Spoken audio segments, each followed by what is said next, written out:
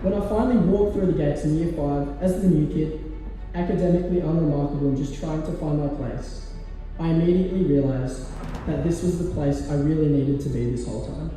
Trinity didn't just shape my high school years, but it set a trajectory I never imagined possible. And 8 years later, standing here as the Ducks of 2025, I need to tell you something very important. Now, the initial thrill of hearing your name called as Ducks lasts about 5 minutes, maybe less. What stays with you in that moment and what really matters is something far much deeper. It's the immense pride of knowing that every sacrifice actually meant something. The late nights when most people were asleep, the constant battle with your own limits and your own doubts, and all of it, every single moment, was building towards something real. That kind of satisfaction and that sense of having created an opportunity for yourself through nothing but sacrifice and your own hard-fought efforts.